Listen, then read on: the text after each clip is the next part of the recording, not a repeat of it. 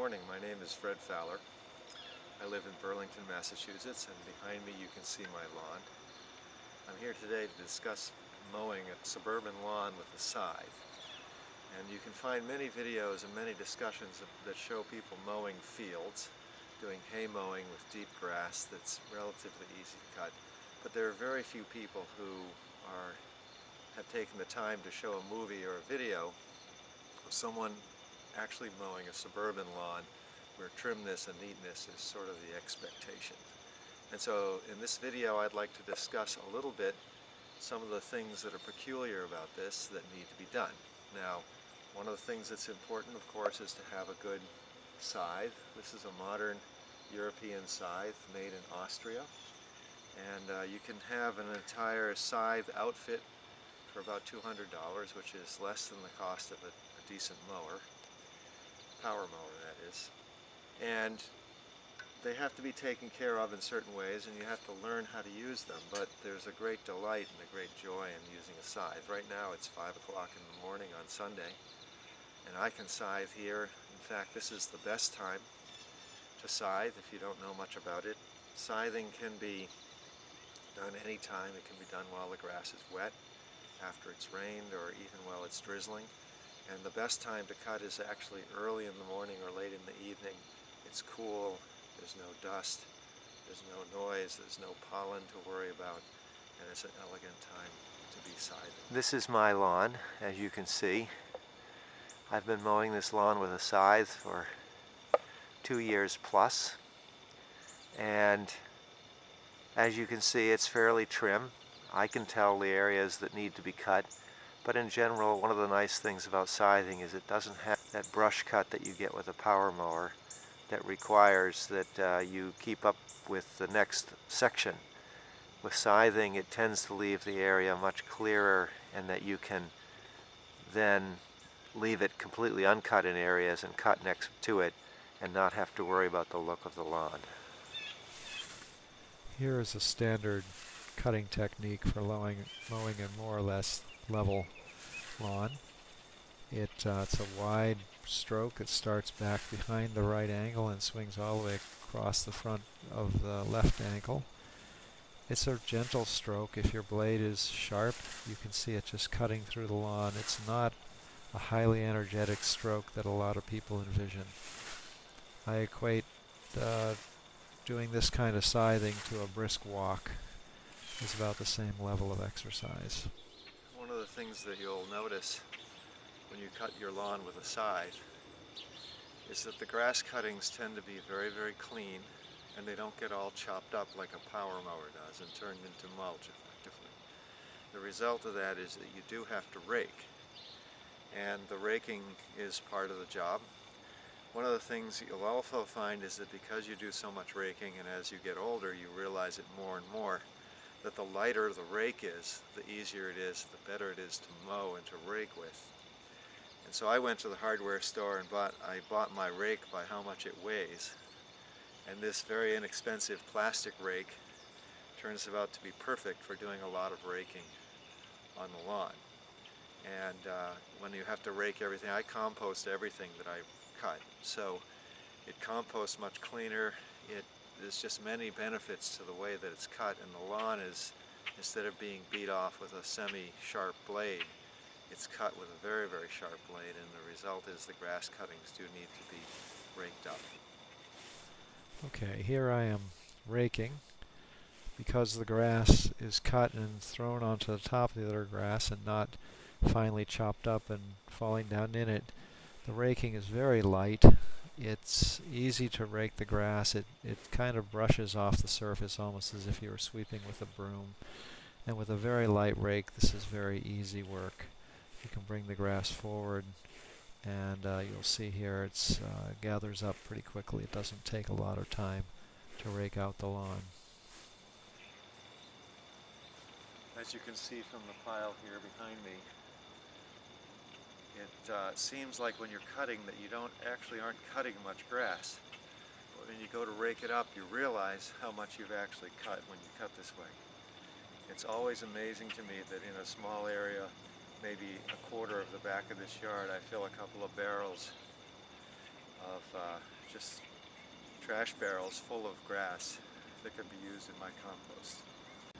One of the things that's different about cutting suburban lawn is that the cuttings tend to be much shorter because you're really just trimming. You're not cutting deep grass. And the result is that whereas in cutting a mowed field, a deep grass field, you might just be able to wipe the grass off or it falls off pretty naturally. In this case, I find that when I'm sharpening, I like to really clean the blade well to get rid of any dirt or grit. And I carry with me in my modified carpenter's pouch just a rag that I keep for doing that because it just keeps it much cleaner. And of course, the secret to doing any scything is to know how to sharpen your blade. There are lots of good videos about how to do that. I'll show you here what I do. I happen to be left-handed, so the technique's slightly different. But you can see here that this is fairly easy. Now, one of the things I've discovered that's really important is I always test my blade by just seeing if it catches my thumbnail. And I've discovered it's very, very important. Although the tip may not seem it, it's actually the most important part of the blade because in the scything stroke, the front of the blade hits first, and if you don't actually catch the grass and cut it here, it tends to push it down, and once it's pushed down, the rest of the blade just rides over it. So I think it's very important to keep your blade very sharp, know how to maintain it, particularly on a suburban lawn, because in deeper grass, the grass tends to stand up. It has a lot of its own inertia, tends to cut fairly readily. This grass, like this, if you don't have your blade very, very sharp, you'll get very little cutting out of it. This is the second cut that I'm making. The cut that I made previously was over to my left, your right. And you can see that the long sweeping strokes again are cutting across and laying the cut grass onto the area that was cut previously and raked. This is important because if you try to cut through grass that's already been cut, the blade tends to get clogged up with the grass that's been cut previously and doesn't cut well underneath. It doesn't cut neatly, and it's more difficult to manage. It's also easier to rake and to follow along where you've been if you follow this pattern. If you have trees or bushes like this in the middle of your lawn, this happens to be a pear tree, the best way to do this is to go around the tree, and in this case you want to go around in a counterclockwise direction, and the reason for that is simply you want to be pulling the grass that you're cutting onto the areas you've already cut. If you go in a clockwise direction, this is defeated. Scythe is also very good for cutting underneath bushes like this to trim things like Virginia creeper and bittersweet that tend to grow up among the bushes. You can sever it right off really easily and get under the bushes to do that. Many suburban lawns are not simple and flat. This is an alcove area in my lawn that I want to show about mowing, where it's fairly confined. It's about 10 feet wide. It has rocks and it has raspberry bushes along the edges, and I'm going to show you how to approach an area like this. Okay, at this point you can see that I've gone down to the end of the alcove area, and I'm working my way back up along the edge by the raspberries, carefully trimming in among the raspberries. What's nice about the scythe is you can reach in and get small features that are hard to get with a power mower that you have to go back afterwards. And this is much nicer than a string trimmer. It doesn't make as much noise, and it doesn't tend to destroy other things along the way. And you can see here that it's easy to stop and move things out of the way, like this brick that I found sitting in the raspberries. And I'm going to prune this back, and the reason for doing this is so that when I go back down to the end, I can work my way up to the front again by simply with a full stroke on the width of it. Now when I go down to the end here, I'm going to do what I call backpedaling, which is to get in under the bushes at the very end, and I work my way backwards slightly. And the purpose here is to clear a little platform so that I can then turn around. And now I can do my full stroke width, and you'll see that the stroke is ending right about where I cut back for the raspberries. And this is important to do, is that you're always scything so that you're cutting and laying grass down into area that's already been cut. When you first cut into an area, you'll frequently have to cut and lay the grass onto an area that's uncut. And it's best to go back and rake that up, because if you don't rake that up, then the cut grass tends to clog your blade when you start your stroke, and tends to be in the way for it. You'll notice off to the right that the sprinkler is going, and it's actually extending out into the grass that I'm cutting. And this is one of the nice things about the scything, is that you can cut even when the grass is damp. It's about 5:30 in the morning right now here, and the grass is damp with the dew. It's cool, and it makes for really nice cutting. Another thing that's nice about the scythe is that it's very easy to trim areas that are difficult to get at with a power mower. This is an earthen bank, which is more or less a retaining bank that slopes up at about 45 degrees. And it goes from the lower portion of my lawn up to some bushes. And it was always a challenge mowing this. Usually I got some kind of a whisk or a whacker of some kind, and it was troublesome. It's uneven. It was covered with small saplings and bushes, which I pulled all out, but now that I trim it with the scythe, it's really no more difficult than mowing my lawn, and certainly not dangerous. I'm not struggling to push a mower up over an uneven and very steep piece of lawn. I can also, at the top there, sweep in under the bushes and cut back the undergrowth there, as you'll see here as I get up to the top. And I can go right underneath and trim little bushes and brush and stuff that's growing up underneath there. And this is a really elegant solution. So a lot of people use a different blade, but if you're careful and if you know your lawn and you know that you don't have sticks or rocks under there, this can be done with a grass blade.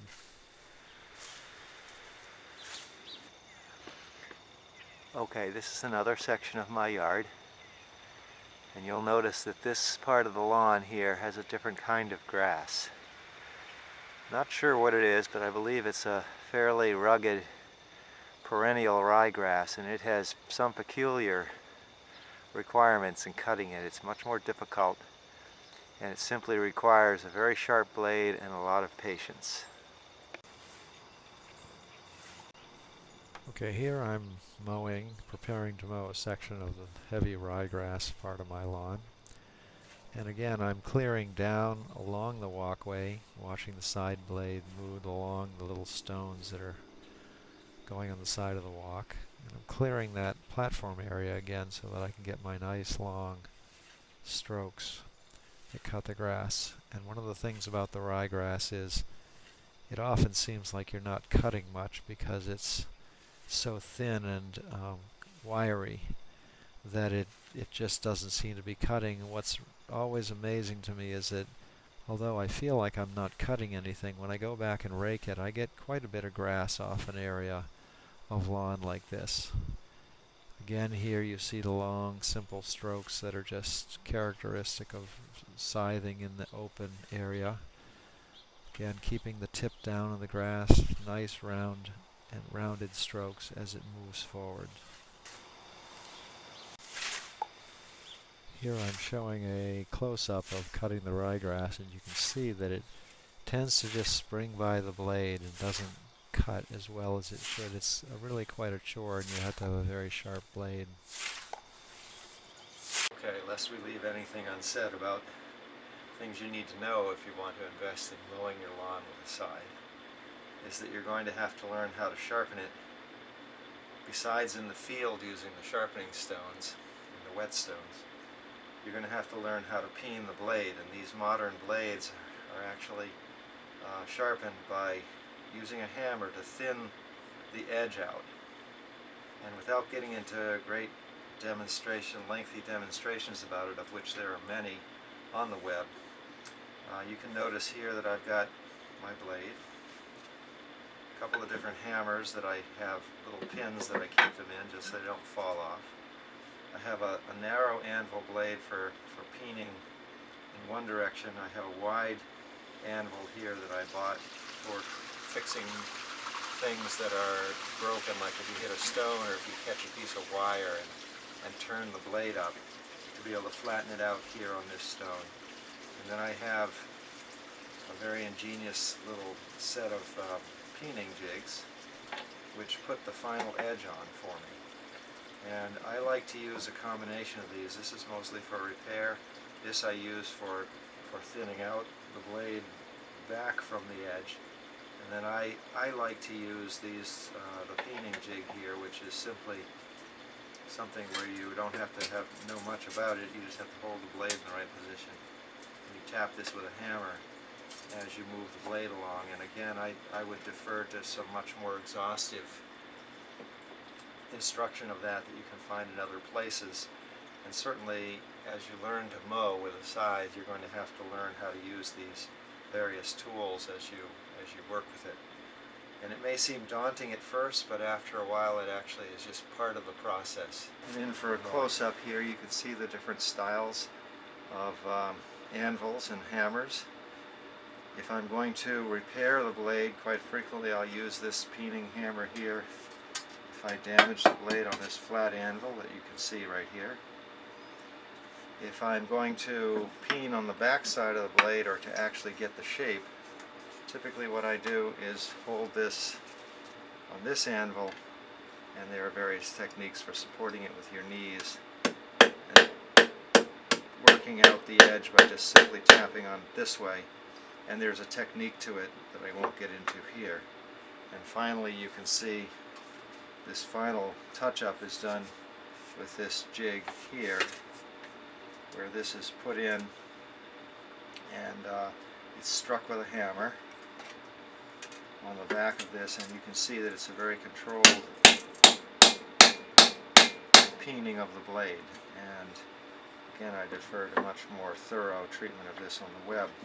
I also keep a scrubby pad here just for cleaning off the blade and to rough it up a little bit, because it tends to be very smooth and polished from all of the shaping, all of the cutting you do. And if you rough it up, when you actually do the peening, you can see where you've been peening as a result of the smoothing that happens when you peen the blade out. So it's very important to understand how this works, and to be able to be willing to commit to keeping your blade sharp in this way. It takes about, for every 8 hours of mowing or so, you have to go through a peening session, which once you learn how to do it may take 20 minutes. It can be done at night, anytime. Just like the mowing with a scythe tends to be pretty free and easy anytime during the day, you can do this anytime as long as your housemates don't object to the noise.